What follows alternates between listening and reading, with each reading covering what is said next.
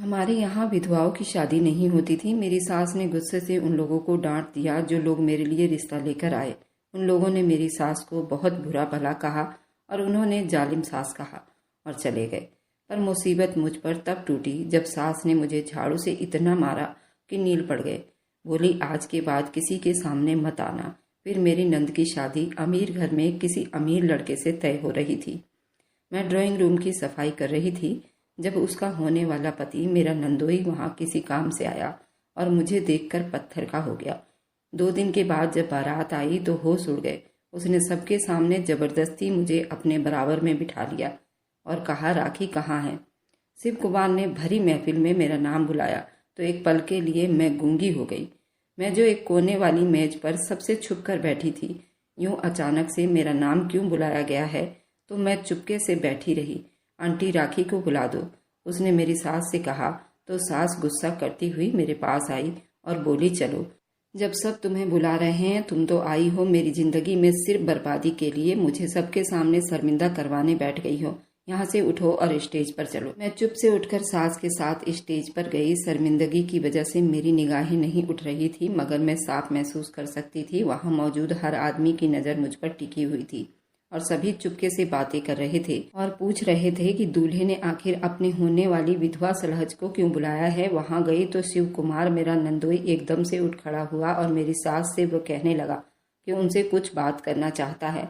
शिव कुमार की माँ ने उसे रोकना चाहा था, मगर वो बेटे के कहने पर जल्दी से चुप कर गई और उसे वही करने दिया जो वो करना चाहता था।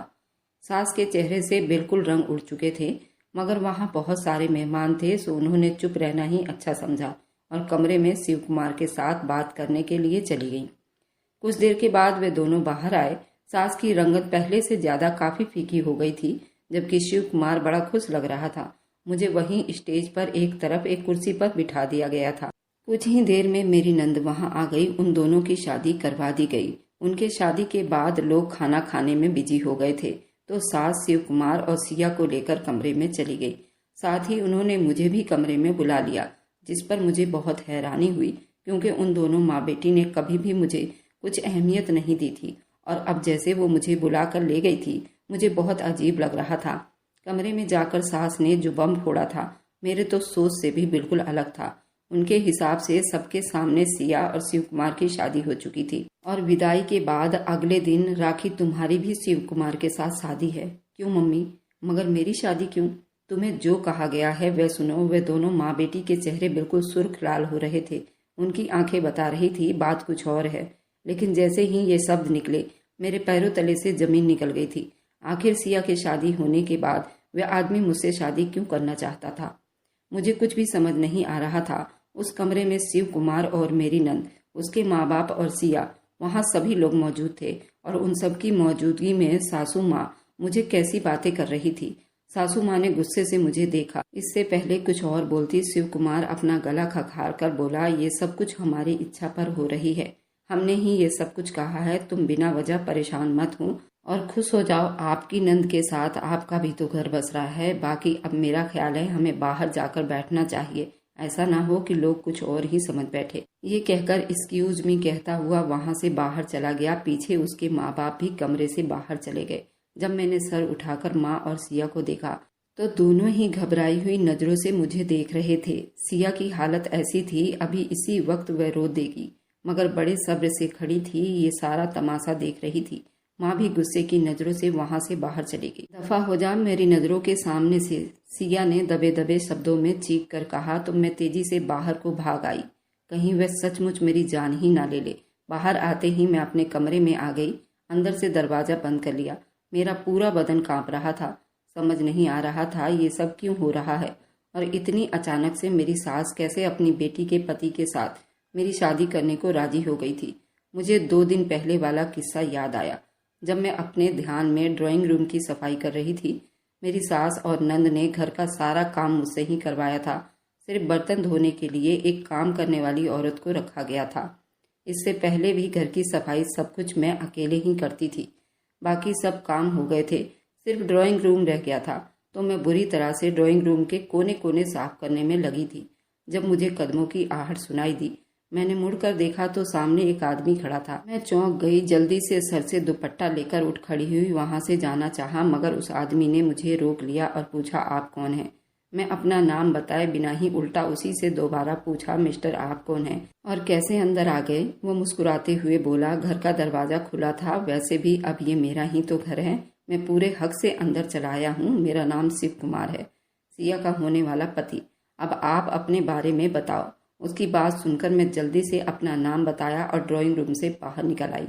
मुझे सिर्फ यही डर था, कहीं मेरी सास और नंद मुझे शिव कुमार के साथ देख न ले, क्योंकि अगर ऐसा होता तो मेरी जान पर आफत बन जाती। भगवान की कृपा थी, किसी ने भी नहीं देखा था। मैंने सोचा पहले सास को बता दूं। मुझे पता ही था मेरी सास बहुत सवाल करेगी।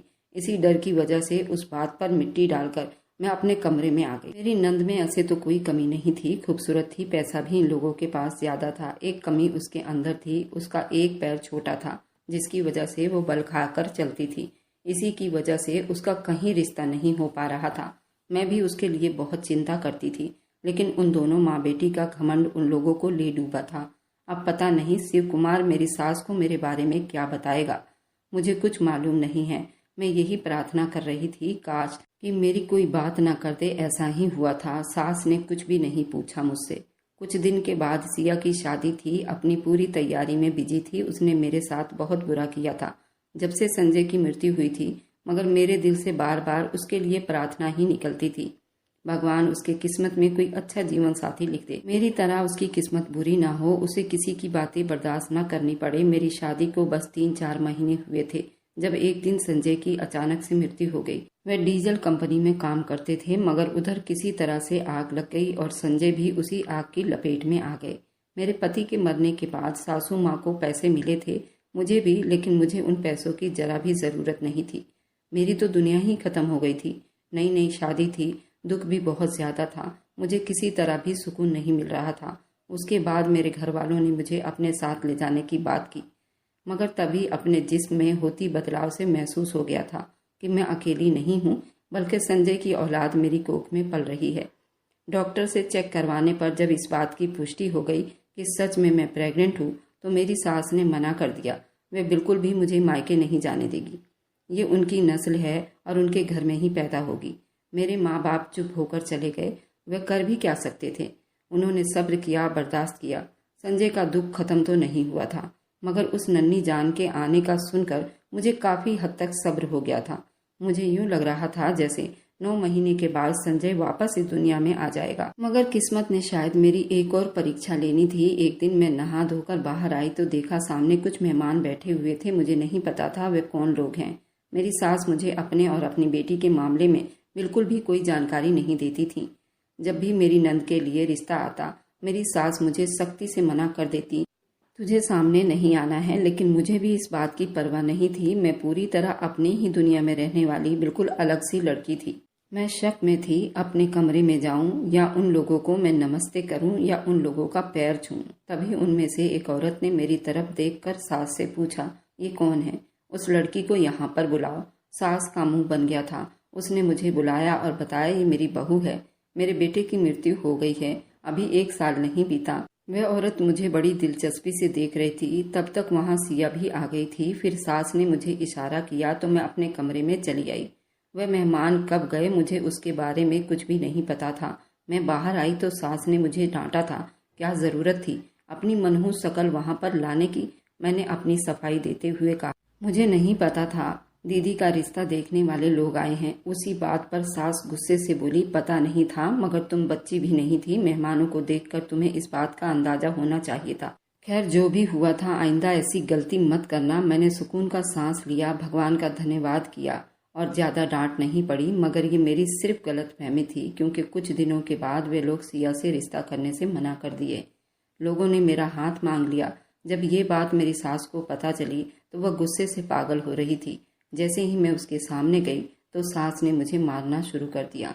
मैं अपना बचाव करने के लिए बढ़ी, मगर कोई फायदा नहीं हुआ। वे जानवरों की तरह मुझ पर टूट पड़ी थी। जब हाथों से मार मार कर दिल नहीं भरा तो उसने झाड़ू से मुझे पीटना शुरू कर दिया। मेरे जिस्म पर जगह जगह नील के निशान थे। आखिरकार सास ने मुझे धक्का दिया। मैं बुरी तरह से नीचे गिर गई। जिसको भगवान नहीं मारता उसे कौन मार सकता है भला।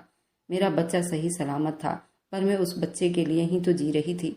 कितने दिन तो मैं इस सदमे में रही कि मेरे बच्चे को कुछ हो ना जाए, लेकिन जब चेक करवाया तो मेरा बच्चा सही सलामत निकला।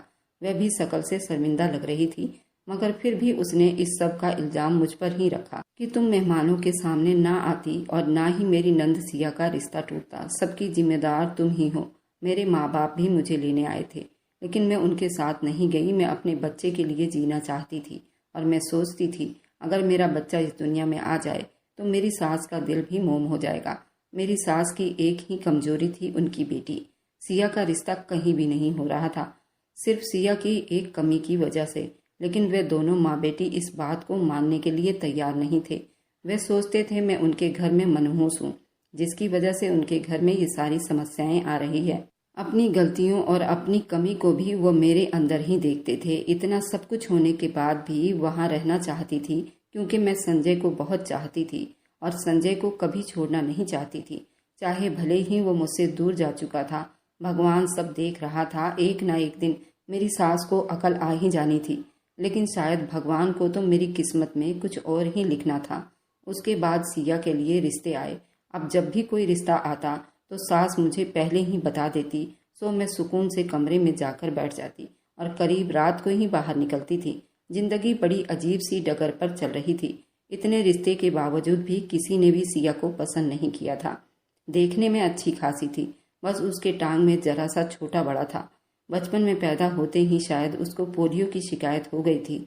मेरे ससुराल में रिश्तेदारों का कहना था कि मेरी सास जवानी में बहुत तेज तर्रार औरत थी। सास ने अपनी नंद के साथ बहुत बुरा किया था। मेरी सास की एक ही नंद थी, वे 5 देवरानी जेठानी थी। मेरी सास देवरानी जेठानी में सबसे बड़ी थी, लेकिन अपने सास के साथ 2 महीने भी नहीं रह पाई थी। अपने पति को लेकर अलग हो गई थी। ना तो अपने पति को अपने परिवार से मिलने देती थी, ना माँ से, ना बाप से, ना ही बहन से। जो बहन उनकी आंखों का तारा थी, उस बहन से अपने पति को भी मिलने नहीं दिया। उनके खिलाफ पति के मन में जहर भरती रही। इसी गम में सास ससुर खत्म हो गए। वह बहन कभी उस भाई के दर पर, कभी दूसरे भाई के दर पर। एक बहन उन 5 भाई के सर पर बोझ थी और उसने एक दिन आत्महत्या कर ली। बाद में पता चला उसने बहुत दिमागी टेंशन की वजह से आत्महत्या कर ली थी, क्योंकि मेरी सास ने उस पर बहुत घटिया इल्जाम लगाया था। उसका अफेयर किसी लड़के के साथ चल रहा था। इसी झूठे इल्जाम में आकर उसने आत्महत्या कर ली थी। उसके आगे पीछे था ही कौन? सारी भाभियां थीं, सब उससे अपना जान छुड़ा रहे थे, कहीं उनके सर पर वो बोझ न बन जाए। आखिरकार उस बच्ची ने आत्महत्या कर लिया था।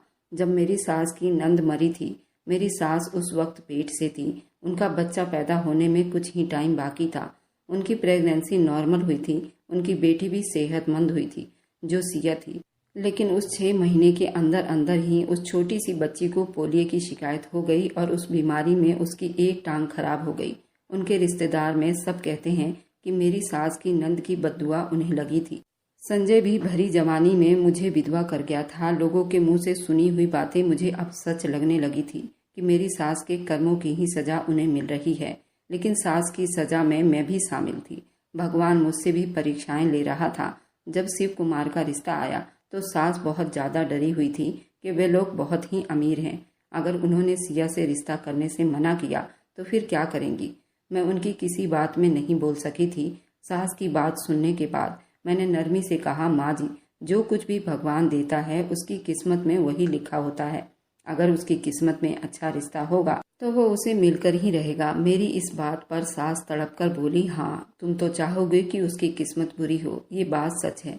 अगर ऐसा इंसान जो किसी के लिए अच्छा नहीं सोचता तो वह सामने वाले पर भी कभी भरोसा नहीं करता कि वह भी कभी मेरे लिए अच्छाई हो सकता है। उसे सामने वाला हमेशा बुरा ही नजर आता है, क्योंकि वह अपनी बुराई सामने वाले में देखता है। और इसी वजह से उनकी बेटी के साथ ये सब हो रहा था। रिश्ते आते थे लेकिन सभी मना करके चले जाते थे। उन्होंने एक मासूम आत्मा को बिन वजह तड़पाया था और उन्हीं के इस गुनाह की सजा उनके बेटी के रूप में मिल रहा था। इल्जाम मुझ पर लगाती थी। सास कहने लगी, तुम तो कहोगी क्योंकि तुम्हारा अपना घर उजड़ गया है तो किसी का घर बसते हुए नहीं देख सकोगी। मैं इस बात पर घंटों रोती। उसके बाद कब शिव कुमार का रिश्ता आया, कब उन्होंने हाँ की, मुझे कुछ भी नहीं पता। इतने तारीख को उन दोनों की शादी है। मैं अंदर ही अंदर खुश भी थी। चलो, उसका घर बस रहा है, इससे अच्छा कुछ हो ही नहीं सकता। वह अपने घर की हो जाएगी। वैसे भी उस बेचारी ने बहुत ज़्यादा परेशानी बर्दाश्त कर ली थी। दर्जनों रिश्तों ने उसे रिजेक्ट कर दिया था। वह अब रिजेक्ट हो कर परेशान हो गई थी। मुझे ये भी पता था कि शिव कुमार ने अपनी पहली पत्नी को डिवोर्स दी हुई थी, तब वो ये शादी करने के लिए तैयार हुआ था। शिव कुमार बहुत ही हैंडसम लड़का था। उसका डिवोर्स क्यों हुआ था मुझे नहीं मालूम था। सुनने में आया था कि शादी 1 महीना भी नहीं चल पाई थी और शिव कुमार से वह लड़की डिवोर्स लेकर जा चुकी थी। आखिर उस लड़की में कमी थी या फिर शिव कुमार में? इस राज से पर्दा नहीं उठा था। इतनी कमी होने के बावजूद भी वह सिया से शादी करने के लिए राजी क्यों हुआ था? ये सब एक राज ही था। मेरी सास शिव कुमार का पैसा देखकर ही तड़प रही थी और उसे पैसे पर अपनी बच्ची को ऐश करते हुए महसूस कर रही थी और उस लड़के की ज़्यादा जानकारी लेना नहीं चाहती थी। बस रिश्ता हो गया था, उसी में फूले नहीं समा रही थी। जब शिव कुमार ने सिया के साथ साथ मेरे साथ भी शादी करने की इच्छा की, सिया विदा होकर जा चुकी थी, जबकि मैं अपने कमरे में इधर से उधर चक्कर काट रही थी। दिल ही दिल में प्रार्थना कर रही थी, हे भगवान, मुझे ऐसी परीक्षा ना ले। ये जो कुछ भी मैंने सुना है ये सब मजाक हो। मैं ये भी जानती थी उस वक्त शिव कुमार और मेरी सास के चेहरे के रंग बिल्कुल बदले हुए थे। सबके चेहरे गंभीरता से भरी हुई थी। मेरे लाख चाहने के बावजूद ऐसा कहीं नहीं लग रहा था वो मेरे साथ ये घटिया मजाक कर रहा हो। शादी के सारे रस्मों के बाद सास कमरे में आई। उसके चेहरे पर दुख और अजीब से असर दिखाई दे रहे थे। चाहती क्या हो तुम? क्यों किया तुमने ये सब? तुम्हें मेरी बच्ची की खुशियां देखना अच्छा नहीं लगा? सास के शब्द में एक ठहराव था। मैं मूर्ति बनी उन्हें देखने लगी जब वो एकदम से आगे बढ़ी और दोनों हाथों से मुझे पीटना शुरू कर दिया था। साथ ही ऊंची ऊंची गालियां भी देने लगी थी। तुम मनहूस हो, तुमने मेरी बच्ची की जिंदगी बर्बाद कर दी। पहले मेरा बेटा खा गई, अब मेरी बच्ची का घर बर्बाद करना चाहती हो। डायन हो तुम। मैं एक तरफ डरकर सहम कर खड़ी रही, सास की बातें सुनती रही। जब वो बोल बोल कर थक गई तो खुद ही जमीन पर बैठकर ऊंची ऊंची रोने लगी। मेरी इतनी हिम्मत नहीं हो रही थी कि मैं आगे बढ़कर उन्हें चुप करवा सकूं। मुझे अपने सास से बहुत ज्यादा डर महसूस हो रहा था। मैं चुप से अपने कमरे में आ गई। मैंने 2 दिनों से कुछ भी नहीं खाया था। बस भगवान से प्रार्थना कर रही थी जो भी बला थी मेरे सर से उतर जाए। मेरे आंखों के आगे अंधेरा छाने लगा। मैंने तुरंत किचन में जाकर खाना खाया क्योंकि मैं अपने बच्चे को भूखा नहीं रख सकती थी। उसी के लिए तो मैं जी रही थी और इतना कुछ सह रही थी। कृपा थी जो भी थोड़े बहुत मेहमान थे वे अपने घरों को चले गए थे। अगर वे सब तमाशा देखते तो बहुत मुसीबत बन जाती। मैं सारी रात कमरे का दरवाज़ा बंद करके बैठी रही। भगवान से प्रार्थना करती रही, हे भगवान, मेरी नंद का घर बसा देना। शिव कुमार का दिल बदल जाए, वह मुझसे शादी करने से मना कर दे और मेरी नंद को खुश रखे। मेरी सास बराबर अपने सीने पर हाथ मार रही थी और प्रार्थना कर रही थी। ये देखकर मेरा दिल बहुत खराब हुआ था। मेरी वजह से उस औरत पर क्या गुजर रही थी। सिर्फ वही नहीं बल्कि इधर सिया भी कितनी परेशानी में डूबी हुई थी। शिव कुमार कितने आसानी से कह गया था कल वो मुझसे मंदिर में शादी करेगा। अगर हम में से किसी ने भी कुछ भी किया और कहा तो वो मेरी नंद को डिवोर्स भी दे देगा और उसको अपने साथ नहीं रखेगा। इसी डर के मारे हम तीनों चुप रहे। बड़ी मुद्दतों के बाद तो कोई अच्छा रिश्ता मेरी नंद के लिए आया था और शादी भी हो गई थी। और अब ये समस्या खड़ी हो गई थी, वो मुझसे शादी करेगा। क्या उसे कोई डर नहीं? खुद को बहुत ज़्यादा ताकतवर समझता है।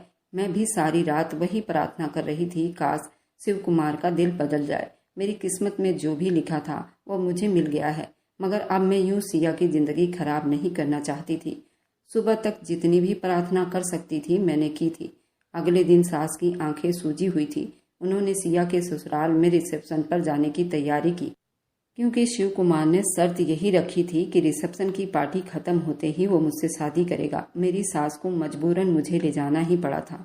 मैं जाना तो नहीं चाहती थी, लेकिन सास के गुस्से को देखकर मैं भी तैयार हो गई थी। वह अपनी बेटी का घर किसी भी तरीके से बचाना चाहती थी और ये जब भी मुमकिन था जब मेरी शादी शिव कुमार से हो जाती, क्योंकि शिव कुमार की यही शर्त थी। मैं ना चाहते हुए भी रिसेप्शन पार्टी के लिए तैयार हो गई। वहां गई तो शिव कुमार मुझे देखकर एकदम से खुश हो गया था, जबकि सिया का मुंह बना हुआ था। वे दोनों माँ बेटी एक दूसरे के गले लगकर रोने लगी थी। शिव कुमार उठकर कमरे से बाहर चला गया। पीछे मैं एक सोफे पर बैठी हुई थी। वहां उन दोनों माँ बेटी के बीच बैठना मुझे बहुत अजीब लग रहा था, सो मैं बाहर चली आई। वहां मैंने आंगन में शिव कुमार को खड़े किसी से फोन पर बात करते देखा तो मैं उसके पास गई और कहा, मुझे आपसे शादी नहीं करनी। उसने जल्दी से फोन रखकर फिर नरमी से मुझे देख कर बोला, तो ठीक है, मैं सिया को डिवोर्स दे देता हूँ। मैंने तिल मिलाकर कहा, आखिर आप मुझसे शादी क्यों करना चाहते हैं, जबकि तुमने तो मुझे देखा भी नहीं था। अचानक शादी में देखकर तुमने मुझसे शादी की शर्त क्यों रखी? शिव कुमार ने बड़े गौर से मुझे देखा। उसकी नज़रों में कुछ ऐसा था जो मैं नहीं समझ सकी थी। मुझे आपको बताकर कुछ नहीं मिलेगा। मैंने आपके सास से बात कर ली है। तुम्हारे पेट में जो भी लड़का है या लड़की 18 साल के होने के बाद वह अपनी मर्जी से तुम्हारे पास या अपने दादी के पास रह सकता है, और 18 साल से पहले मैं उस खर्च की सारी जिम्मेदारी उठाऊंगा और उससे एक बाप बनकर पालूंगा। और अब भी तुम्हें कोई मुझ पर शक है तो कागज पेन से लिखवा सकती हो, साइन कर दूंगा, और इससे ज्यादा तुमको और क्या गारंटी चाहिए? जो कहोगी मैं करने के लिए तैयार हूँ। बस तुम मुझसे शादी करोगी, ये मेरा आखिरी फैसला है, और नहीं तो मुझे आगे की कार्रवाई करने में थोड़ी देर भी नहीं लगेगी। वकील भी सामने ही बैठा है। मैं तुम्हारी नंद को डिवोर्स दे दूंगा, नहीं तो चुपचाप मंडप में चलकर बैठो और जैसा कहता हूँ वैसा करो। मैं उसकी बातों को सुनकर हैरान हो गई। मैंने सोच लिया था चाहे कुछ भी हो, उस आदमी से शादी करने का, और सिया की जिंदगी किसी तरह भी बर्बाद नहीं करूंगी। मैं वहीं खड़ी हुई थी। जब मुझे सास ने बुलाया मैं अंदर आ गई। दोनों माँ बेटी मुझे घूर रही थी। मैं डर कर रह गई। जो हो रहा है उससे तुम भी अनजान नहीं हो। चाह कर भी अपनी बेटी की किस्मत को बदल नहीं सकती। मगर याद रखो, मेरी बेटी को अगर तुम्हारी तरफ से कोई भी तकलीफ पहुंची तो अच्छा नहीं होगा। जिंदगी भर मैं तुम्हें माफ नहीं करूंगी। मैंने मना कर दिया कि माँ जी, मैं ये शादी नहीं करूंगी। संजय के बाद मैंने कभी किसी के बारे में नहीं सोचा। सास गुस्से में तिल मिलाकर बोली, खबरदार, जो तुमने ऐसा सोचा भी। मैं बात कर चुकी हूँ शिव कुमार से। अगर तुमने मना किया तो वह हर हाल में सिया को डिवोर्स दे देगा। तो अच्छा, जैसा वो कह रहा है वैसा ही करो। शादी से मना करने का मत सोचना। मैंने सिया को देखा तो वह चुप से मुंह दूसरी तरफ किए गहरी चुप्पी के साथ बैठी थी। इससे पहले और ज्यादा कोई बात करती जब शिव कुमार कमरे में आया और कहा, चलिए आंटी जी नीचे। मंडप में दुल्हन का इंतजार किया जा रहा है। मेरी और राखी की शादी संपन्न होनी है, तो तुम तीनों तैयार हो ना? इस बात के लिए तुम्हें कोई ऐतराज नहीं होना चाहिए, और तुम लोगों को तो मेरा धन्यवाद करना चाहिए। आंटी जी, तुम्हारे सर से दोनों बोझ उतर गया। तुम्हारी विधवा बहू का भी, और तुम्हारी कंवारी बेटी का भी, और तुम्हारी आने वाले संतान का भी चिंता खत्म हो गया। मैं सबकी जिम्मेदारी एक साथ ले लेता हूँ। मैं वादा करता हूँ, मैं सिया को हमेशा खुश रखूंगा। उसे शिकायत का मौका कभी नहीं दूंगा। मैं मरे मरे कदमों से नीचे मंडप पर चली गई। मुझे इस वक्त संजय बहुत याद आ रहा था, क्योंकि मैं संजय से बहुत प्यार करती थी। वह मेरा पहला मोहब्बत था।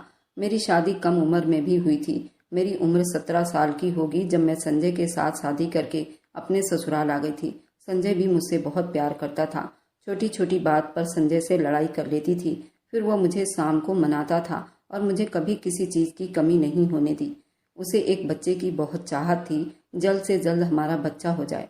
लेकिन बुरी किस्मत थी, वह अपने बच्चे को नहीं देख पाया और मुझे और मेरे बच्चे को बिल्कुल अकेला कर गया। मेरी दूसरी शादी के बारे में मेरे माँ बाप तक को पता नहीं थी। मैं तो बहुत दुविधा में फंस गई थी। मैं करूं तो क्या करूं? मैं अपनी नंद का घर बर्बाद होते नहीं देख सकती थी। मैं उसके लिए कुछ भी कर सकती थी। उसी बुरे दिल के साथ मैंने शिव कुमार से शादी कर ली। मुझे शिव कुमार से बहुत नफरत हो रही थी। आखिर उसने मुझसे शादी क्यों की, और उसने मेरे नंद के साथ ऐसा क्यों किया? और उसकी तो पहले भी शादी हो चुकी थी। आखिर वह ऐसा क्यों कर रहा था? वह तीसरी शादी कर चुका था। क्या यह आदमी कोई साइको था? मुझे शिव कुमार से बहुत डर महसूस हो रही थी। इसी तरह मेरी शादी को 2 दिन बीत गए, लेकिन शिव कुमार मेरे कमरे में नहीं आया। मैं अपने दिमाग में सोचने लगी, आखिर जब उसको मेरे पास नहीं आना था तो उसने शादी ही क्यों की और मेरे नंद के साथ गद्दारी क्यों की? मैं यही सब सोचकर अपने नंद के कमरे में चली गई। देखा तो शिव कुमार उसके कमरे में ही था। मैं शिव कुमार का सामना नहीं करना चाहती थी। मैं तुरंत अपने कमरे में आ गई और अब मुझे शिव कुमार से बहुत ज्यादा नफरत हो रही थी। आज मेरी दूसरी शादी का तीसरा दिन था जब शिव कुमार मेरे कमरे में आया। मैं गुस्से से तिलमिला उठी थी। मैंने कहा, शिव कुमार, मैं तुमसे कुछ भी नहीं कहना चाहती, बस मैं ये जानना चाहती हूँ आखिर तुमने तीसरी शादी क्यों की?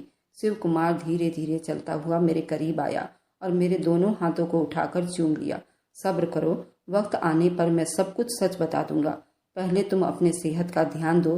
तुम्हें अभी तुम्हारे बच्चे के लिए सोचना है। अगर तुम ज्यादा टेंशन लोगी बच्चे पर भी बुरा असर पड़ेगा और मैं ये नहीं चाहता कि तुम्हारे बच्चे को कोई नुकसान पहुंचे। मैं गुस्से से 2 कदम पीछे हटी थी। मुझे शिव कुमार पर बहुत गुस्सा आ रहा था। शिव कुमार, बस मैं ये जानना चाहती हूँ कि तुमने मेरे साथ शादी क्यों की। क्या ये बात जानना अभी इतना ज़रूरी है? गुस्से में थी। मैंने कहा, अगर मैं ये बात नहीं जान पाऊंगी तो मैं अपने आप को कुछ भी कर सकती हूँ। उसने तुरंत मेरे होठों पर अपना हाथ रखा। आज तो तुमने ये कह दिया, लेकिन आज के बाद मैं ये शब्द नहीं सुनना चाहता। तुम्हें पता है मैंने तुम्हें कहाँ कहाँ ढूंढा है, और मेरी तलाश जब खत्म हुई जब मैं तुम्हें उस दिन ड्राइंग रूम में पहली बार देखा था, और जो कुछ भी तुमने मेरी पहली पत्नी के बारे में सुना है, मैं आज उस हकीकत के बारे में तुम्हें बता देना चाहता हूँ। मैं अपनी पहली शादी अपनी माँ की पसंद से की थी, क्योंकि वो मेरी माँ की सहेली की बेटी थी। मैं उसे बचपन से जानता था। जब भी वो मेरे घर आती थी मैं उसे देखता था, लेकिन मैंने कभी उस नज़र से उसे नहीं देखा। मेरी माँ को वो लड़की बहुत पसंद थी। मेरी आंटी भी यही चाहती थी कि उसकी शादी मुझसे हो जाए। मैं उन दोनों के दबाव में आकर उस लड़की से शादी कर ली, लेकिन उस लड़की के दिल में क्या था उसने भी अपने माँ बाप से नहीं बताया था। वह लड़की भी मुझसे शादी नहीं करना चाहती थी, क्योंकि वह किसी और से मोहब्बत करती थी। लेकिन शादी ज़बरदस्ती हो गई थी, और वह शादी के रात ही अपने बारे में सब कुछ बता चुकी थी। वह मुझसे डिवोर्स लेना चाहती थी। उसे अपने आशिक के साथ ही शादी करनी थी। मैंने भी शादी के रात ही वादा कर लिया कि मैं तुम्हें डिवोर्स दे दूंगा। जब उसकी माँ लेने आई तो वह दोबारा मेरे घर नहीं आई, और मैंने उसको डिवोर्स भी दे दिया, क्योंकि मैंने वादा किया था कि मैं तुम्हें डिवोर्स दे दूंगा। इस तरह हम दोनों का डिवोर्स हो गया था, और वह अपने आशिक के साथ अपना घर बसाकर अपनी नई जिंदगी में मगन हो गई थी। तो बताओ मेरी क्या गलती थी इसमें?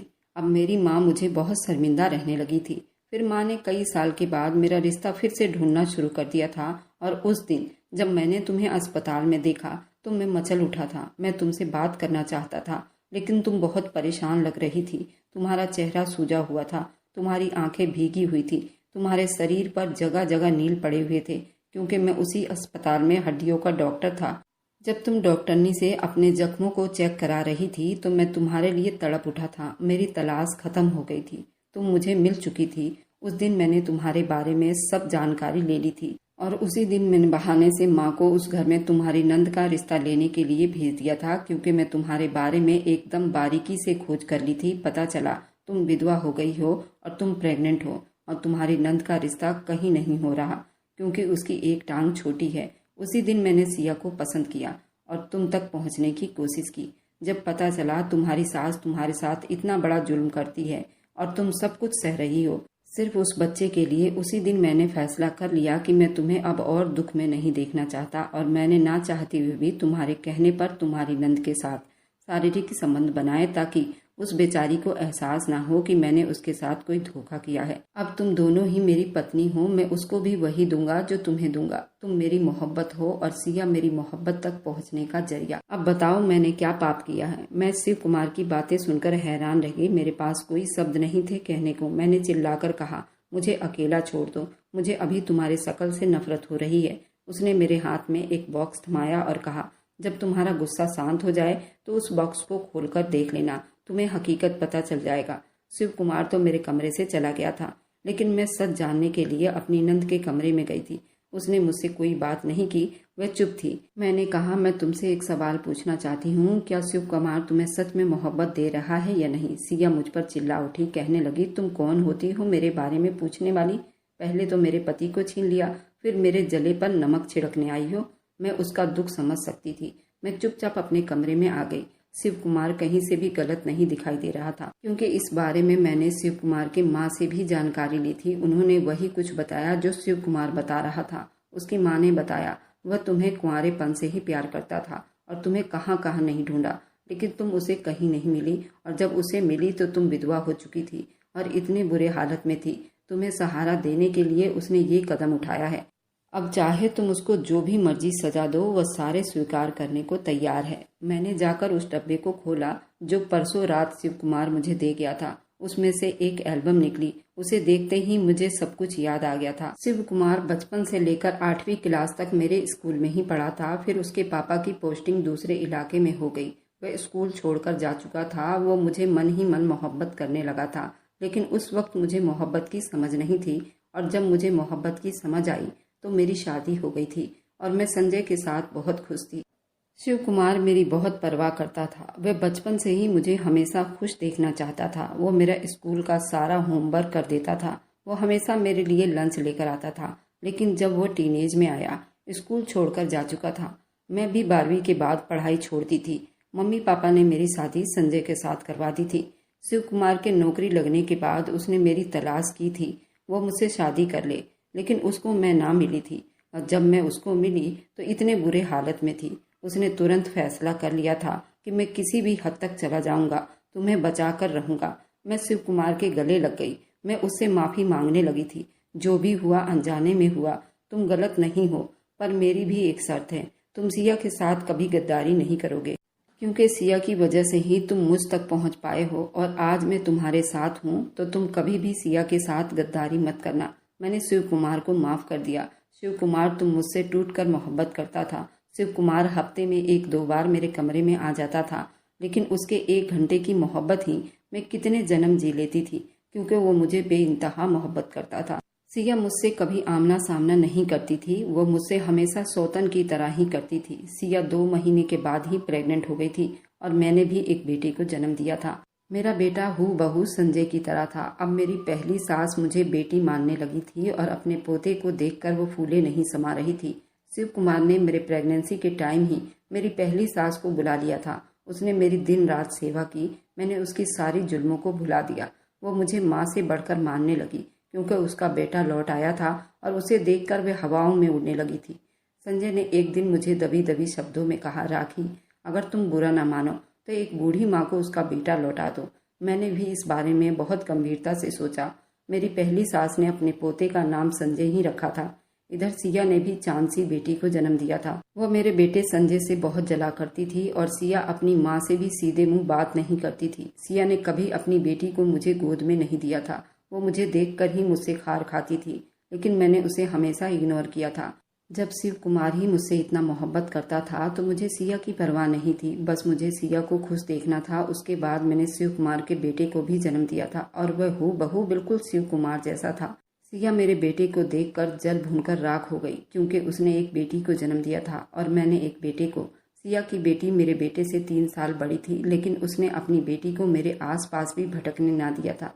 सिया की बेटी भी बिल्कुल शिव कुमार के जैसे ही थी। मुझे उसमें शिव कुमार ही नजर आता था, लेकिन सिया उन दोनों बच्चों में बहुत फर्क करती थी। सिया को लगता था शिव कुमार मुझसे ज्यादा प्यार करता है, पर हकीकत भी यही थी। लेकिन उसने कभी सिया के साथ कोई गद्दारी नहीं की थी, बल्कि हफ्ते में वो 5 दिन सिया के कमरे में सोता और एक दिन वो मेरे कमरे में आता, क्योंकि ये शर्त ही मैंने रखी थी ताकि सिया को उसकी कमी का एहसास ना हो।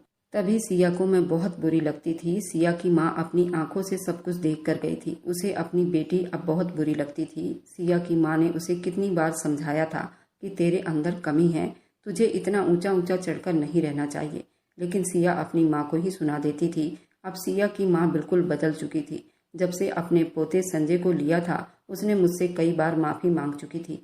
मैंने उन्हें माफ़ कर दिया था, लेकिन अब सारा मलाल सिया के अंदर था।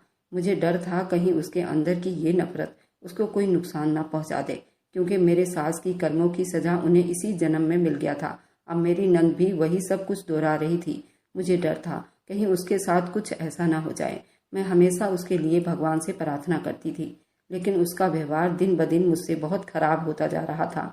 वह मेरे बेटे को देखकर जलने लगी थी। एक दिन मैं किसी काम से बाहर गई थी और मेरा बेटा कमरे में सो रहा था। जब उसने मेरे बच्चे को बेहोश कर एक भिखारी को दे रही थी, तभी शिव कुमार सिया से टकरा गया और भिखारी को रंगे हाथों पकड़ लिया गया और उसने उस भिखारी के हाथ अपने बेटे को बरामद किया। और उस दिन सिया पर शिव कुमार का हाथ उठ चुका था। और जब ये खबर सिया की माँ को पता चली तो उन्होंने भी वही किया जो शिव कुमार ने किया था। शिव कुमार ने सिया के आग को ठंडा करने के लिए उसने मुझे अलग रखने का फैसला किया था। तभी मेरी पहली सास शिव कुमार के पैर पकड़कर रगड़ने लगी, तुम मेरे साथ चलो। लेकिन शिव कुमार वहाँ नहीं रखना चाहता था। शिव कुमार मुझे अलग फ्लैट लेकर दिया था, लेकिन मुझे अपने बेटे संजय के साथ भी रहना है। संजय अब मुझसे ज्यादा अपनी दादी से मोहब्बत करता है। अब आप लोग मुझे कोई अच्छी राय दीजिए। क्या मुझे संजय के साथ उनके घर में रहना चाहिए या फिर मुझे अपने फ्लैट में ही रहना चाहिए? शिव कुमार मुझे बहुत मोहब्बत करता है और मैं जो कहूँगी वही करेगा। लेकिन शिव कुमार ने मुझे सतर्क भी किया है। उसने कहा है संजय तुम्हारा बेटा है और वह तुम्हारी पहली सास का पोता है, और जो तुम्हारा दूसरा बेटा जॉन है वह तो उनका पोता नहीं। जब सिया अपने सौतन के बच्चे के साथ ये सब कर सकती है तो सिया की माँ भी ये सब कर सकती है। तुम्हें आंख बंद करके अभी किसी पर भरोसा नहीं करना चाहिए। क्या शिव कुमार की बातें ठीक है या नहीं? आप लोग मुझे कमेंट में ज़रूर बताइए। और मेरी वीडियो जहां कहीं से भी आप लोग देखते हैं, कमेंट में अपने शहर और राज्य का नाम ज़रूर बताइए। मुझे आप लोगों के कमेंट पढ़ने में बहुत आनंद आता है और उन सभी का मैं बहुत बहुत धन्यवाद करना चाहती हूँ जो लोग मेरी वीडियो को देखते हैं, लाइक करते हैं और शेयर करते हैं। अगर आपको आज की कहानी पसंद आई है तो वीडियो को जरूर लाइक कीजिएगा और अपने दोस्तों के साथ शेयर भी कीजिएगा। और हाँ, अगर आपने अभी तक हमारे चैनल को सब्सक्राइब नहीं किया है तो जरूर सब्सक्राइब कर लें। मिलते हैं हम अपनी कल की एक और नई दिलचस्प कहानी के साथ। मुझ पर सदा अपना प्यार और स्नेह बनाए रखें। सभी को मेरा प्यार भरा नमस्कार दोस्तों। खुश रहें, स्वस्थ रहें, मस्त रहें।